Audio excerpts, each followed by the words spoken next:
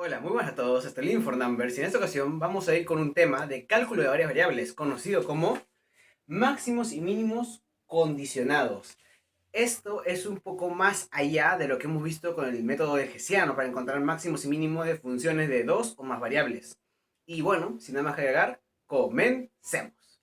Bueno, en esta ocasión vamos a volver a reiterar lo que conocemos como una función de dos variables. Recordemos que antiguamente, o mejor dicho, en clases pasadas, hemos hecho para una función de dos variables lo siguiente. Hemos hecho las derivadas con respecto a cada una de los puntos o cada una de las variables para igualarlas a cero y así encontrar puntos x, y que al reemplazarlos en la función nos den o bien un máximo o bien un mínimo. Y además se hacía lo siguiente. Se sacaba la segunda derivada de cada una de las variables y la derivada mixta para poder hallar una matriz y reemplazar estos valores dentro de la matriz y así poder encontrar si es que era máximo o mínimo dependiendo de las condiciones del problema. Pero esas condiciones eran muy abiertas, eran dependiendo del dominio. Sin embargo, ¿qué pasa si este dominio ahora lo vamos a acortar? ¿Por qué lo vamos a cortar? Con algo conocido como una función condición. Esta función condición es una función g que tiene también variables x y y. Es una función f y una función de g. Y esta función g, ¿qué va a ocasionar? Va a hacer de que la función de f, x no sea tomada en todo su dominio, sino solo en este pequeño tramo. A esta función se le denomina condición. ¿Y qué sucede con la condición? Bueno, entonces vamos a tener que evaluar los máximos y los mínimos ya no en toda la función, sino dependiendo de esta otra función. Por lo tanto, se va a crear algo conocido como el Hessiano orlado. Y este es un método que nos va a ayudar a encontrar, dependiendo de la función objetivo, los valores máximos y mínimos de la función natural. ¿Cómo se hace esto? Bueno, tiene diversos pasos. El primero va a ser la función más la función objetivo. Pero a esta se le va a igualar a cero. ¿Qué quiere decir? Que la función va a tener que darnos una función total que sea igualada a cero. Y se va a escribir de la siguiente manera. Va a ser acá f de x, y se le va a añadir una variable conocida como lambda. Puede ser lambda o puede ser cualquier otra letra griega, siempre y cuando de esta denomine que es una variable fuera del plano cartesiano, porque acá vamos a poner x, y vamos a ver después el método con otra variable que es conocida z. A esta lambda se le va a multiplicar el valor g de x como y. Y acá vamos a encontrar la función Lagrange, que vamos a encontrar un punto lambda, un punto x y un punto y. Esta función Lagrange nos va a ayudar a poder combinar lo que hemos ya aprendido de la primera derivada, la segunda y las derivadas mixtas, a poder encontrar los máximos y mínimos relativos según esta condición. ¿Cómo lo hacemos? Bueno, ahora se va también a tener que crear las derivadas con respecto a f de x, f de y la derivada con respecto a lambda. ¿Esto para qué es?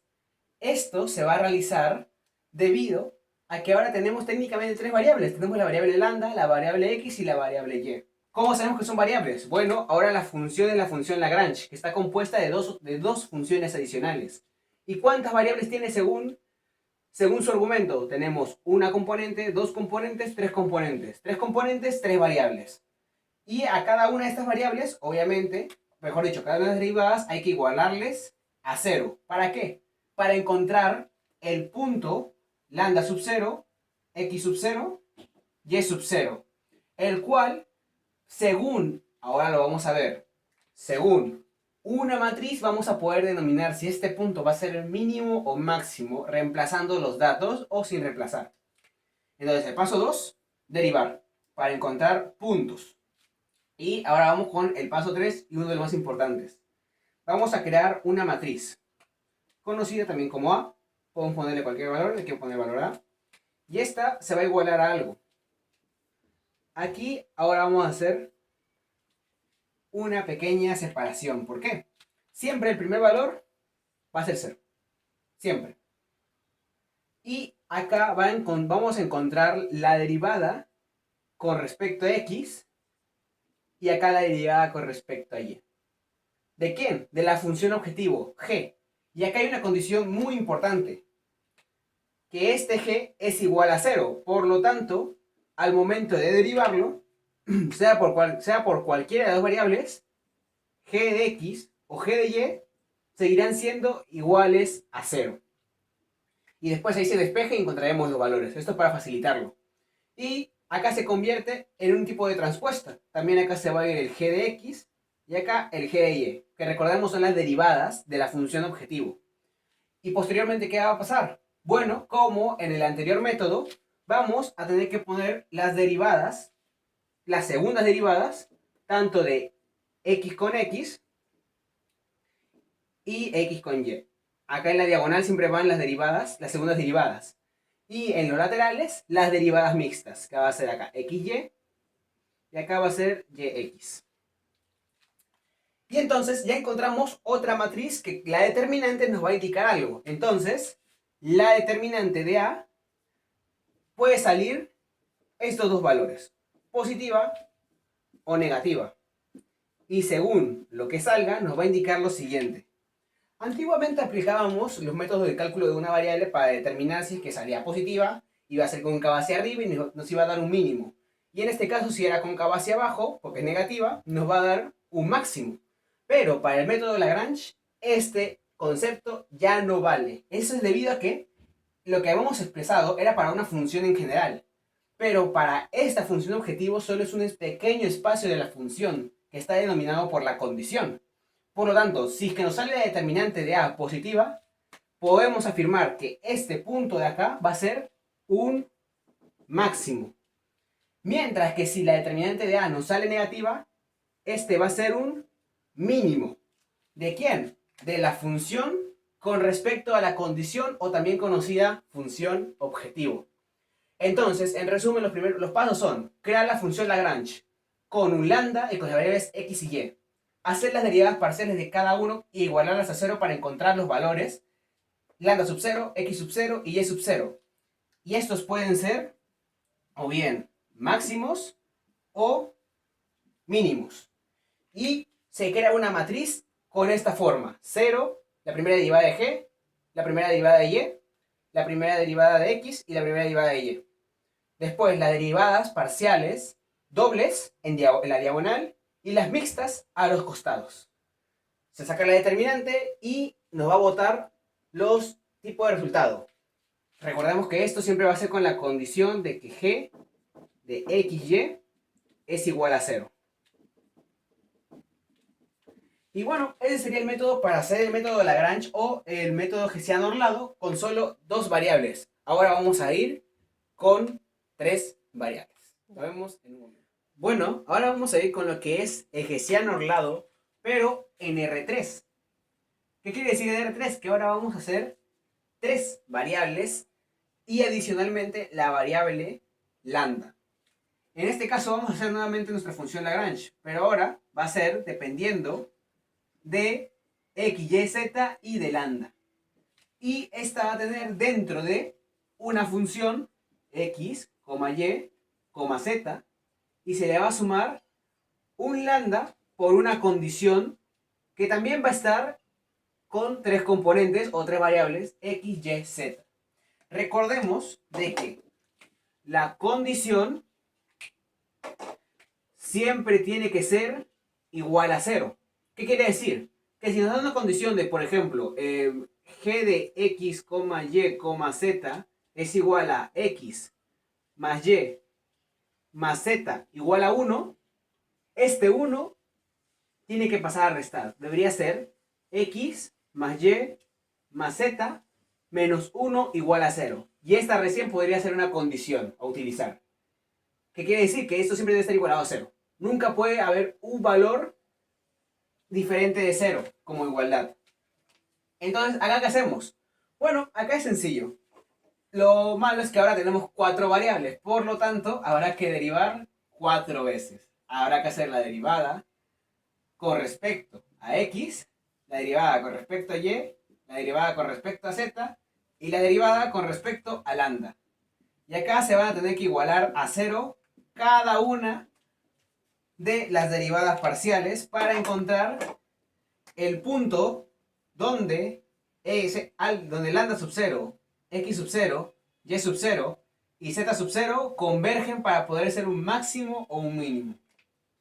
Entonces, la primera es crear una función, tener tu función natural, tu función objetivo y realizar la función Lagrange.